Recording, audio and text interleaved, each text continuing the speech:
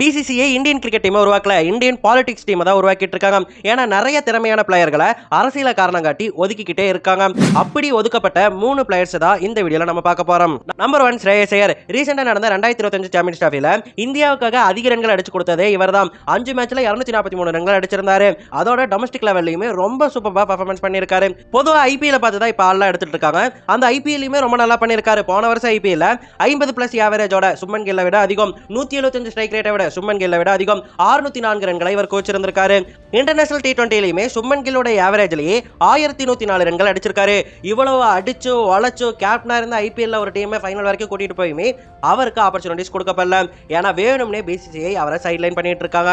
இவர் நல்லா பெர்ஃபார்மன்ஸ் பண்றது இந்தியன் கிரிக்கெட் செலக்டர்ஸ்களுடைய ஆஸ்தான நாயகர்களுடைய பெர்ஃபார்மன்ஸை கம்மி பண்ணி காமிக்கும் அப்படிங்கிற ஒரே காரணத்துக்காக ஸ்ரேயஸ் ஐயரை இன்டர்நேஷனல் கிரிக்கெட்லயே சேர்க்க மாட்டாங்க இந்தியன் கிரிக்கெட் டீம்.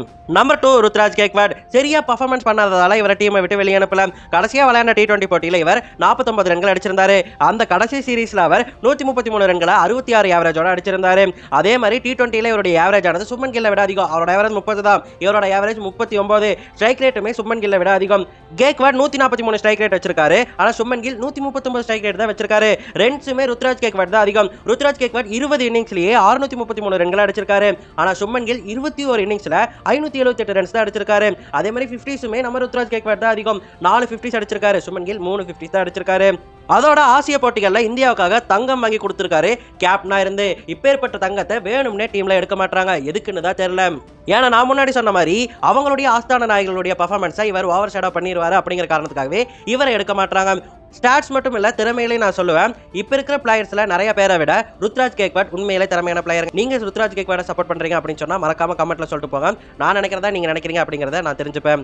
நம்பர் 3 அம்பத்தி ராயுடு. இவங்க எல்லாருக்கும் முன்னாடியே பிசிசிஐயால சைட்லைன் பண்ணப்பட்ட வீரர் தான் அம்பத்தி ராயுடு. இவர் ஆந்திரால இருக்கக்கூடிய ஒரு கட்சி கூட அந்யோன்யமா இருந்தாரு. பாலிடிக்ஸ் படி இவரை சைட்லைன் பண்ண ஆரம்பிச்சிருந்தாங்க. அது 2019 கிரிக்கெட் வேர்ல்டு கப்ல தான். அதுக்கு முன்னாடி இவர் நம்பர் 4 பிளேஸ்ல இந்தியாவுக்காக நிறைய ரன்கள் அடிச்சு கொடுத்திருந்தாரு. வேர்ல்டு கப்புக்கு முன்னாடி நடந்த நியூசிலாந்து சீரிஸ்லயுமே இவர் தான் ஹையஸ்ட் ரன் கட்டரா இருந்தாரு.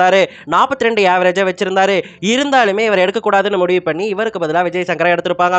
அங்கதான் துரத்தி விட்டாங்க அப்படின்னு சொல்லிட்டு பார்த்தா ஹைதராபாத் ரஞ்சி டீம்லயுமே இவர் கேப்டனா இருந்தாரு. அந்த கேப்டன் பதவியில இருந்துமே இவர் தூக்கிட்டாங்க. அதோட பிளேயராவும் விரட்டி அடிக்கப்பட்டிருந்திருக்காரு. இந்த ஒரு காரணத்தாலேயே மன உளைச்சலாகி 2019லயே நான் எல்லா ஃபார்ம் ஆஃப் கிரிக்கெட்ல இருந்து ஓய்வு பெறேன் அப்படின்னு சொல்லிட்டு அறிவிச்சிட்டாரு. அண்ட் இது வெறும் பார்ட் 1 தான். பார்ட் 2ல நிறைய பேர் இருக்காங்க. நான் அந்த வீடியோவை கூடிய சீக்கிரம் போட பார்க்கறேன்.